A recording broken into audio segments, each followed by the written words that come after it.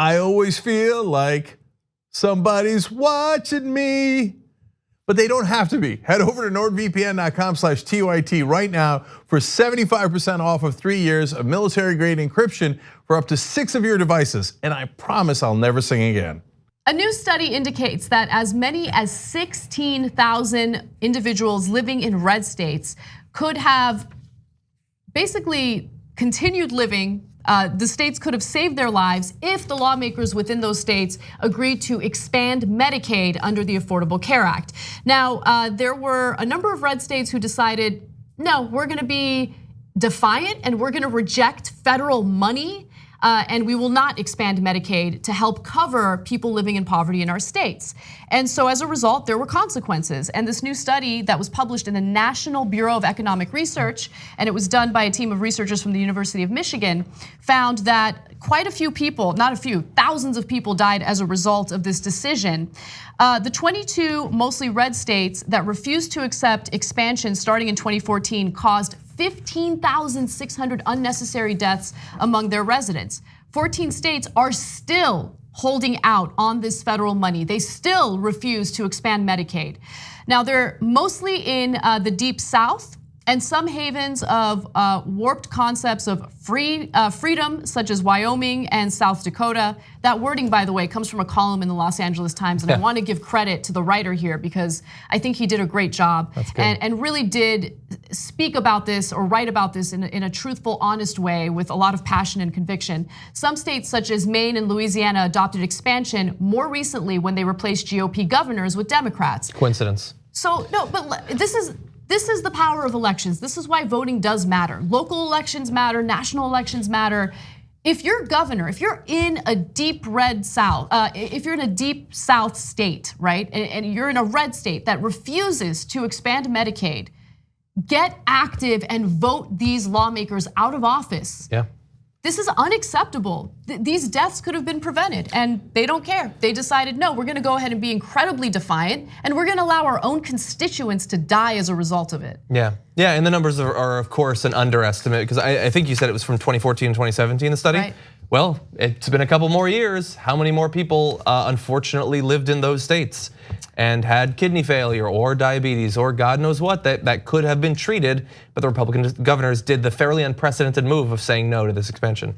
So one thing that I think a lot of people might have forgotten about was the original form of the Affordable Care Act mandated that states take the federal money and expand their Medicaid programs.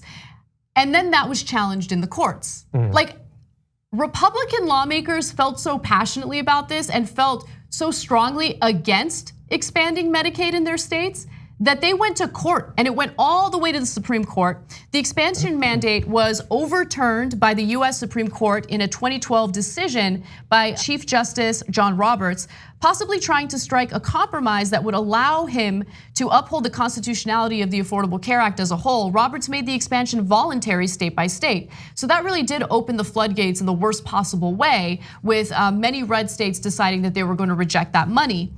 And just to give you a sense of what could have happened, I mean, how this would have been helpful in saving lives. One study cited by Miller's team, and that's the lead researcher in this study, found a significant 8.5% reduction in mortality among patients with end-stage renal disease after they enrolled in Medicaid. Another study found a decrease in rates of cardiovascular disease among adults 45 to 64 associated with state adoption of the ACA Medicaid expansions. And I guess it should be obvious, but just in case it's not obvious, especially for international viewers, you might be used to like, oh yeah, in America there's lots of partisan back and forth and everything. But when I said unprecedented before, if the federal government says we're gonna give your state free money, it does not get turned down. That just does not happen. I defy anyone to come up with another example of hundreds of millions or billions of dollars being rejected. Now, yes, in 3 years, the states would have been responsible for 10% of the cost. You could 100% swing that, or just take the money for a couple of years.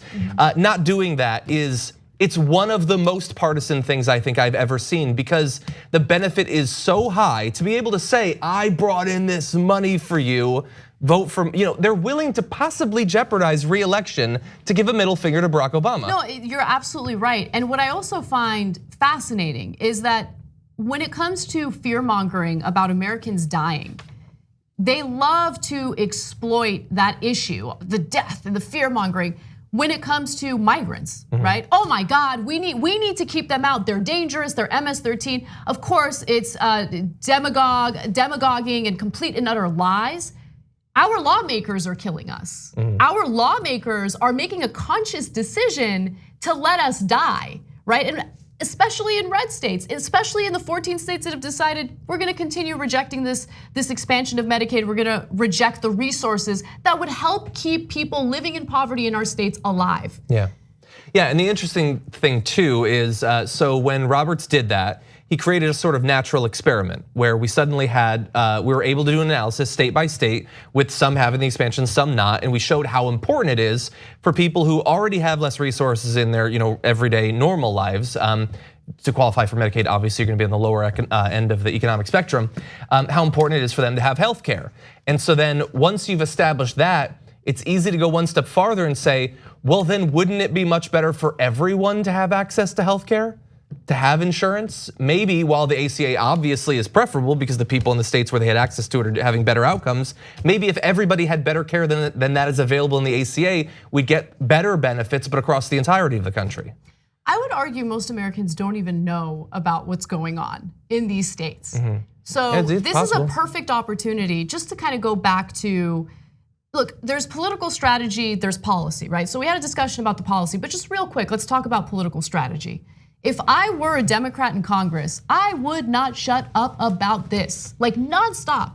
I would I would be like Jon Stewart with the 9/11 Victims Fund, right? I would do press conferences. I would go on cable television. I would talk about this study. Would you believe it? Almost 16,000 people died because of the fact that these Republicans decided to reject federal resources in expanding Medicaid. They don't care about their constituents. They would much rather see their own constituents die just to make a political point, just to feed into political division in the country. How come we're not hearing about it? How come you have to read a Los Angeles Times column to know what's going on? Yeah.